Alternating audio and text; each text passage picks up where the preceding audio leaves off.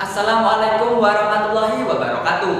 Kami perwakilan dari SMA Negeri 1 Trans Boyolali akan mempresentasikan hasil penelitian kami yang berjudul Pengolahan limbah cair dengan absorben kitosan cangkang tempuyung sulcospira testudinaria dengan variasi voltase, waktu, dan luas elektroda pada alat elektrokalkulasi dan filtrasi.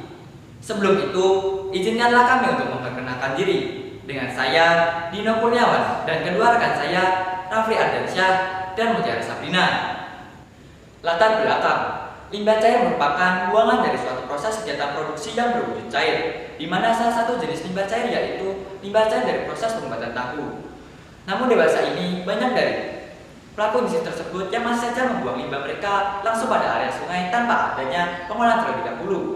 Tentu saja hal ini berdampak negatif, karena polutan yang masih terkandung di dalam limbah tersebut dapat mencemari lingkungan.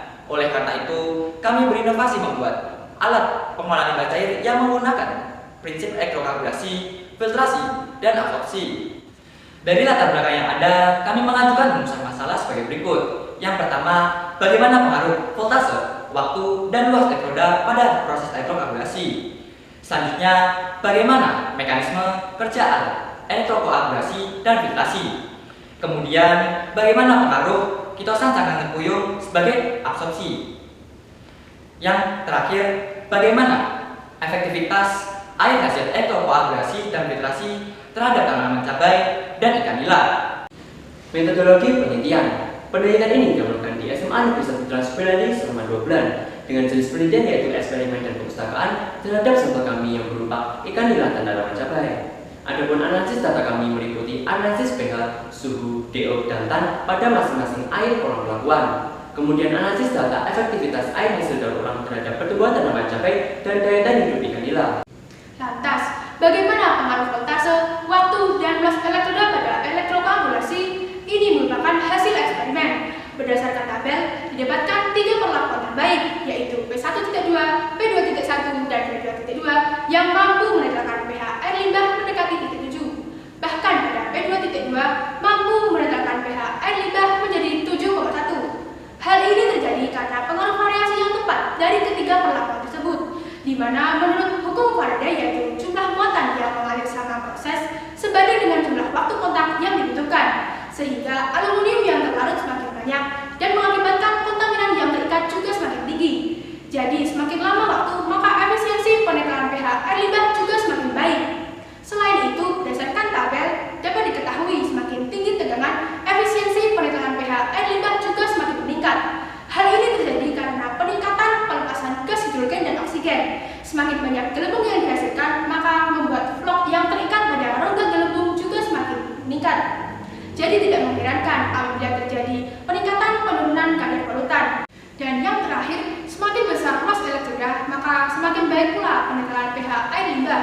Hal ini sesuai dengan persamaan R sama dengan rho dikali L dibagi A, di mana semakin besar luas elektroda, maka semakin kecil hambatan yang terbentuk.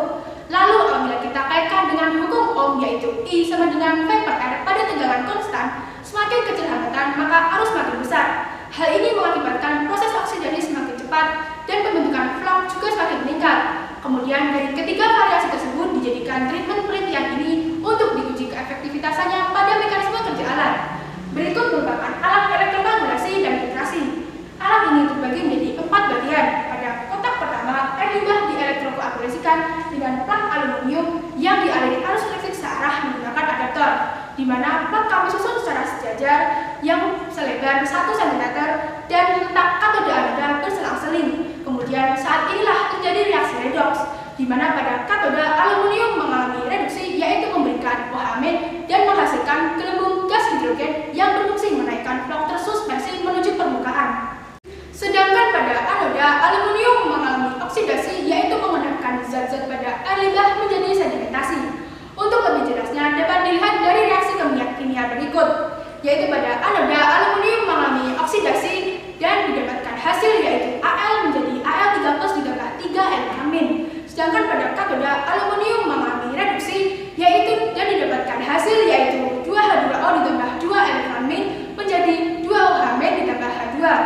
Dari kedua reaksi tersebut kemudian kami setarakan dan dijumlahkan sehingga menghasilkan ion AlOH4- yang mampu mengikat kotoran. Setelah mengalami proses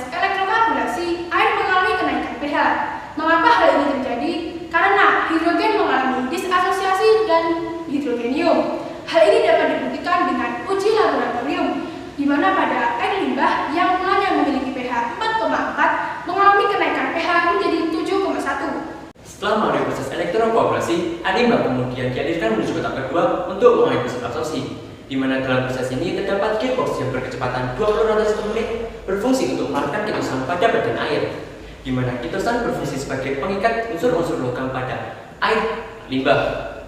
Hasil akhir dari proses absorpsi ini yaitu terjadi penurunan kadar logam, di mana air limbah yang mulanya memiliki kadar bersih sebesar 4,16 mg per liter pada P1 turun menjadi 0,07 mg per liter, P2 0,05 mg per liter, dan P3 0,02 mg per liter. Angka tersebut telah memenuhi syarat, yakni kurang dari 1 mg per liter. Sedangkan untuk kadar mangan, air limbah mulanya memiliki kadar sebesar 8,90 mg per liter. Kemudian pada P1 turun menjadi 0,31 mg per liter, P2 0,27 mg per liter, dan P3 0,20 mg per liter. Angka tersebut juga telah sesuai dengan standar, yakni kurang dari 0,5 mg per liter. Hal ini terjadi karena gugus amina yang terdapat pada kitosan berperan sebagai anion yang mampu mengkelak logam-logam berat pada air limbah. Setelah proses absorpsi, air limbah kemudian dialirkan menuju proses filtrasi, di mana pada bagian pertama, filtrasi berisi batu zeolit yang telah diaktifkan. Batu zeolit memiliki kandungan fatty oksida serta monoksida dan juga memiliki pori-pori permukaan yang mampu untuk mengikat kotoran pada air limbah. Filter kedua yaitu berisi pasir silika yang telah diaktifkan, di mana pasir silika ini mengandung natrium, kalium, dan kalsium yang mampu mengikat zat-zat pembawa pada air limbah. Dan filter terakhir yaitu berisi arang aktif, di mana pada filter ini mampu untuk mengikat zat berwarna pada air limbah, sehingga terjadi perbaikan sifat fisik pada air limbah. Adapun hasil dari proses filtrasi ini yaitu didapatkan perbaikan sifat fisik pada air limbah, di mana air limbah yang mulanya berbau pada P1, P2, dan P3 menjadi tidak berbau. Selanjutnya yaitu pada kadar warna, air limbah yang mulanya memiliki kadar warna sebesar 742 pada P1, P2, dan P3 masing-masing turun menjadi 24, 23, dan 21. Angka tersebut telah sesuai dengan syarat, yakni kurang dari 50. Lantas bagaimanakah efektivitas air hasil berulang terhadap pertumbuhan tanaman cabai dan daya bentuk nila? Berikut merupakan data pertumbuhan tanaman cabai pada hari ke-30. Dengan pelatihan hasil yaitu semua tanaman pada kontrol negatif tidak mengalami pertumbuhan. Hal ini terjadi karena tingkat keasaman yang tinggi pada air limbah mampu mengikat unsur-unsur hara yang masih diperlukan oleh tumbuhan, sehingga tumbuhan mengalami kematian. Sedangkan pada P1, P2, dan P3 serta kontrol positif mengalami pertumbuhan yang tidak jauh berbeda. Selain menggunakan tanaman cabai, kami juga menguji cobakan air hasil daur terhadap ikan nila, dengan hasil yaitu semua ikan nila pada kontrol negatif mengalami kematian dalam jangka waktu yang singkat. Hal ini terjadi karena tingkat keasaman yang tinggi dan juga polutan-polutan yang terdapat pada air limbah mampu mengganggu metabolisme pada ikan nila. Sedangkan pada P1, P2, P3, dan kontrol positif, semua ikan nila dalam masa percobaan 30 hari tidak mengalami kematian. Kemudian daya tahan ikan nila tersebut dapat juga dianalisis melalui kualitas dari masing-masing air perlakuan. Pada parameter pH didapatkan hasil yaitu pada kontrol negatif memiliki pH yang tidak memenuhi standar, yakni antara 6,5 hingga 8,5. Hal tersebut terjadi karena pada saat proses pembuatan tahu diberikan asam cuka, yang dimana hal ini mempengaruhi air limbah keasamannya. Kemudian untuk parameter suhu didapatkan hasil yaitu semua air pada kolam perlakuan memiliki suhu yang memenuhi standar, yakni antara 23 hingga 30 derajat Celcius.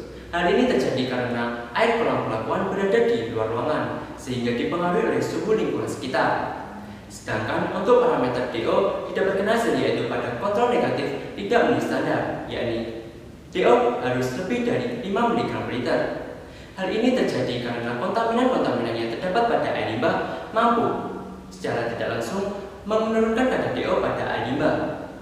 Sedangkan untuk P1, P2, dan P3 memiliki kadar DO yang lebih tinggi dibandingkan kontrol positif. Hal ini terjadi karena pada saat proses elektrokoagulasi terjadi pembentukan gas-gas hidrogen yang secara tidak langsung juga mampu untuk menaikkan konsentrasi DO pada air. Dan yang terakhir yaitu untuk parameter tan, di mana kontrol negatif tidak memenuhi syarat, yakni kurang dari 0,01 mg per liter.